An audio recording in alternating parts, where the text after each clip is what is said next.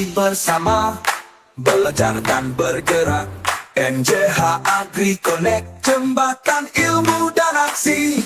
Bersatu membangun petani mandiri. Untuk negeri kita raih prestasi. Oh! Bismillahirrahmanirrahim. Assalamualaikum warahmatullahi wabarakatuh.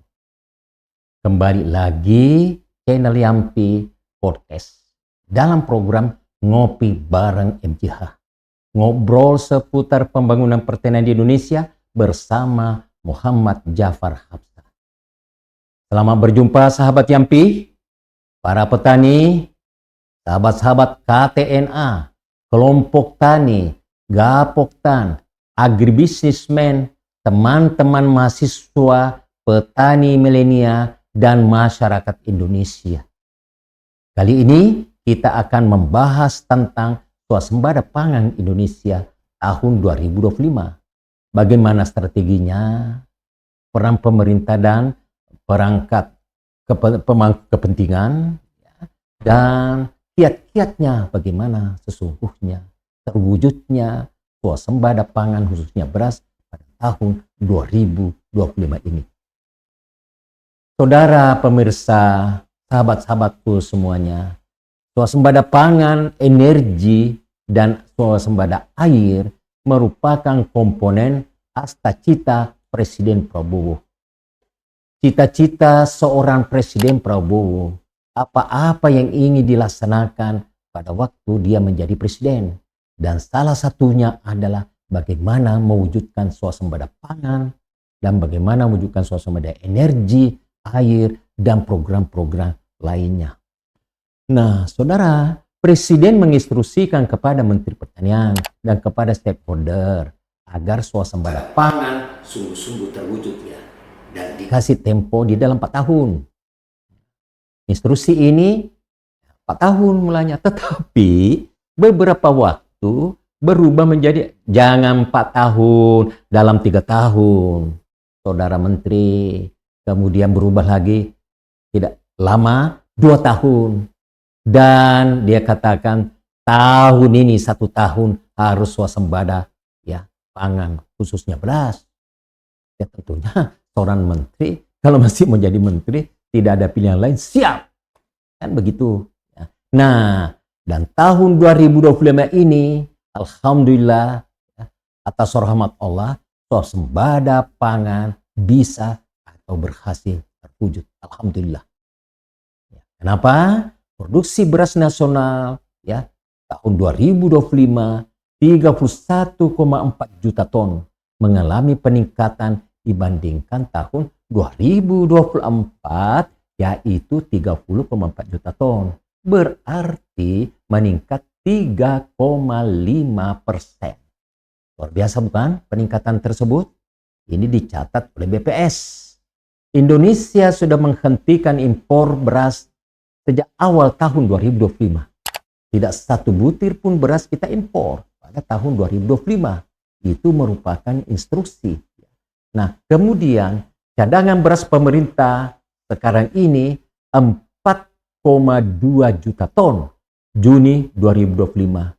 Ini rekor tertinggi di gudang Bulog selama ini. Selama ada yang disebut Bulog penjaga daripada stok beras itu. Nilai tukar petani sekarang mencapai 124,4. Ini tertinggi sepanjang sejarah. Biasanya nyerempet di 110 saja. Dan sekarang mencapai 124,4. Harga pembelian pemerintah, kenapa HPP gabah naik dari 6.500. Dari biasanya 4.500, 5.500, sekarang 6.500 per kilogram. Tentu pada sawah, kering sawah. Nah, deregulasi 145 turun hapus pupuk dan lain sebagainya. Itulah kebiasaan-kebiasaan terobosan. Nah, saudara, saya ingin sedikit memberikan sistematika apa sebenarnya yang dilakukan oleh Kementerian Pertanian dengan stakeholdersnya, ya, sehingga dapat mewujudkan swasembada. Kita tahu bahwa memproduksi beras itu sekarang ini kita kan baru satu-satunya jalan kita, yaitu menanam ya padi di lahan-lahan, baik di lahan sawah maupun di lahan kering. Itu. Nah maka dan itu adalah sawah-sawah tersebut dimiliki oleh berjuta-juta, puluhan juta petani. Nah dari situlah akan kita memproduksi yang disebut beras, memproduksi menanam padi, berproduksi. Oleh karena itu, Kementerian Pertanian, saya lihatnya, saya baca, merupakan kegiatan ini merupakan gerakan nasional.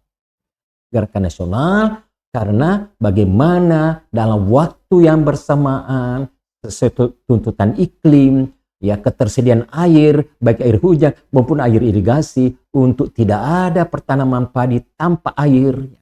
Oleh karena itu harus dilaksanakan serempak, ya terjadwal, dan disinilah saya melihatnya bagaimana pemerintah, bagaimana Menteri Pertanian mengorkestra daripada gerakan nasional, ya daripada swasembada beras ini. Apa yang dilakukan? Penggunaan sarana produksinya dengan tepat. 4 tepat, 5 tepat, 6 tepat, benih unggul yang bersertifikat dengan produktivitas tinggi, kemudian pemupukan yang berimbang.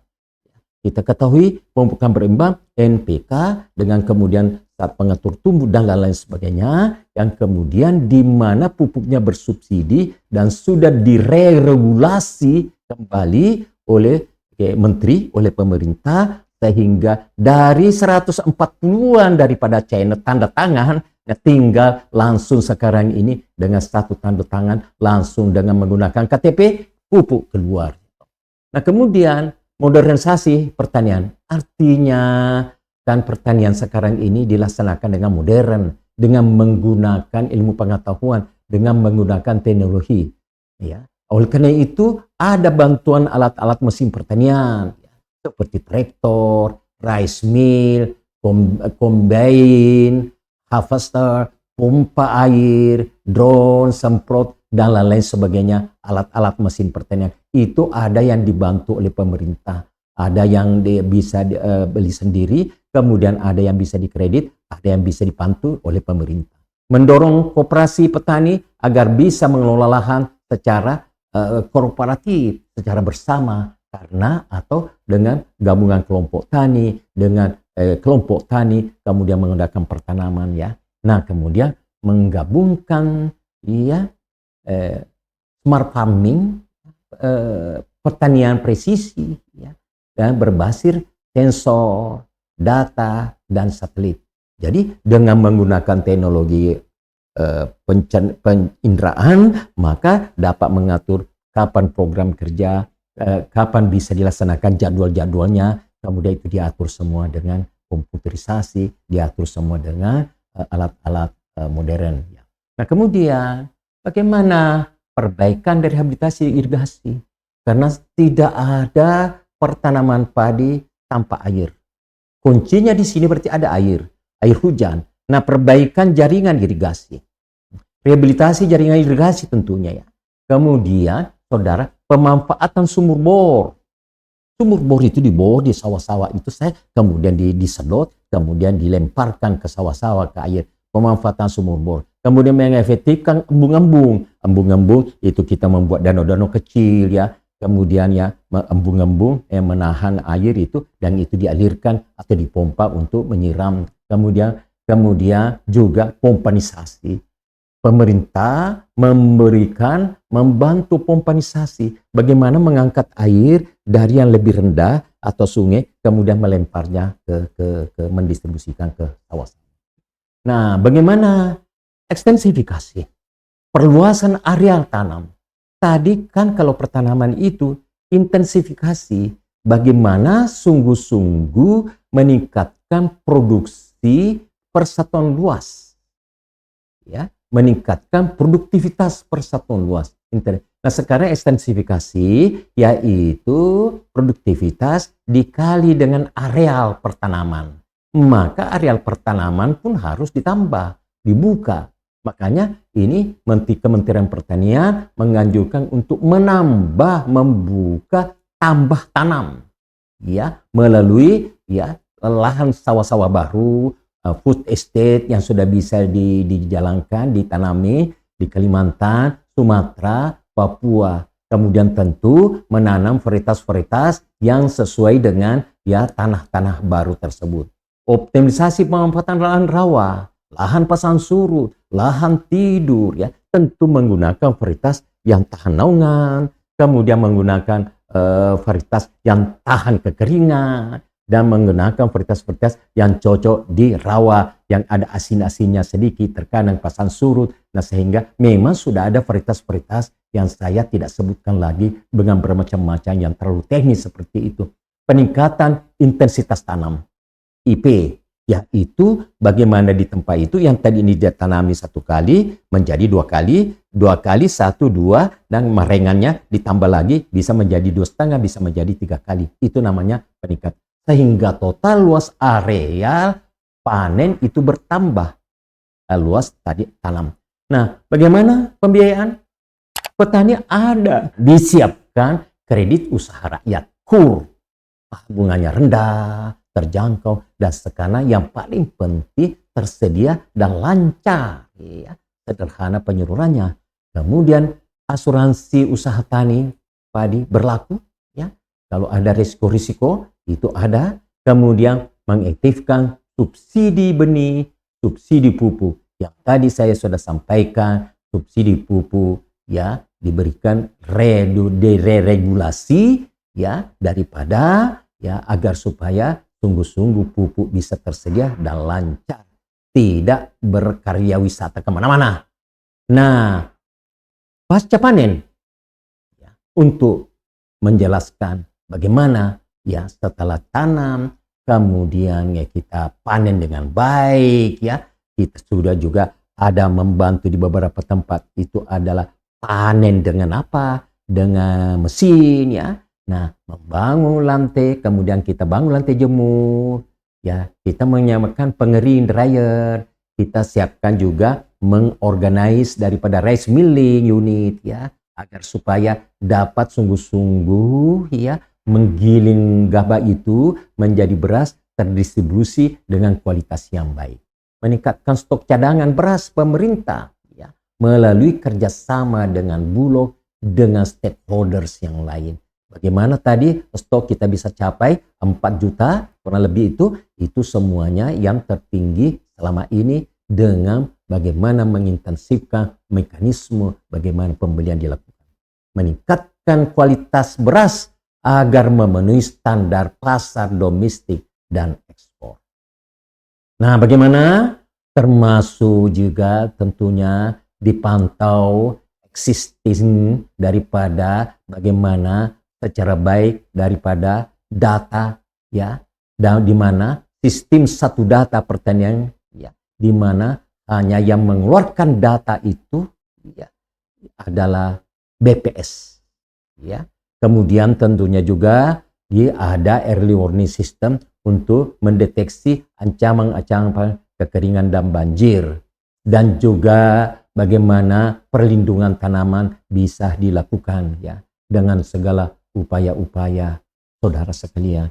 Nah, maka tadi saya sudah sampaikan luas panen dari 2023 kemudian sekarang ini menjadi 10 juta, 10 juta,2 dan kemudian 24 10 juta,05 ya.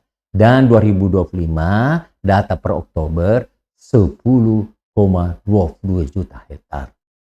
Dan terlihat produksi tahun 2023 30,96 kita bulatkan menjadi 31 juta ton beras. Tahun 2024 30,4 juta ton. Dan tahun 2025 sekarang ini di mana kita mengklaim swasembada beras terwujud dengan produksi 31,4 juta ton. Dan itu saudara sekalian, ya, kita bisa menyimpulkan ya, bahwa dengan terjadinya swasembada pangan, khususnya beras, tahun ini, tahun 2025, menandakan keberhasilan dari program pemerintah, program Astacita Presiden Republik Indonesia, Bapak Prabowo. Yang kedua, dengan swasembada sekaligus meningkatkan pendapatan petani, ya, kemudian meningkatkan ya pendapatan pengusaha-pengusaha pertanian, dan pada gilirannya meningkatkan kesejahteraan petani dengan stakeholder. Tentu dong, meningkat produksi dan kemudian meningkatkan kontribusi sektor pertanian, sektor pangan terhadap PDB. Nah, sekarang ini tercatat sektor pertanian memberikan kontribusi ya, menyumbang kepada PDB ya pada papan atas sekarang ini. Ya, menghemat. Kemudian tentu menghemat devisa negara. Tidak ada impor. Kita tidak perlu memberikan uang kepada luar negeri, kita tidak perlu menggaji petani-petani luar negeri, dan kita tidak perlu memberikan biaya panen, biaya pengolahan daripada petani-petani luar negeri karena kita mengimpor. Sekarang tidak. Berarti seluruh nilai tambah dari proses ini itu adalah kembali ke tanah pertiwi sendiri, bukan petani-petani, pengusaha-pengusaha pertanian. Memberikan dan jangan lupa dengan swasembada ini memberikan multiplier efek kepada sektor-sektor lain ya. Memberikan karena merupakan bahan baku dari industri itu dari pangan, yang diangkut-angkut itu adalah pangan, kemudian yang dimakan itu adalah pangan. Oleh karena itu memberikan multiplier efek kepada berbagai sektor. Itulah sebabnya sektor pertanian, sektor pangan itu saya mengatakan induknya sektor, bukan? Nah, jangan lupa, Pak, saudara-saudaraku sekalian, meningkatkan martabat bangsa. Gengsi dong, kita betul-betul dapat memenuhi swasembada beras.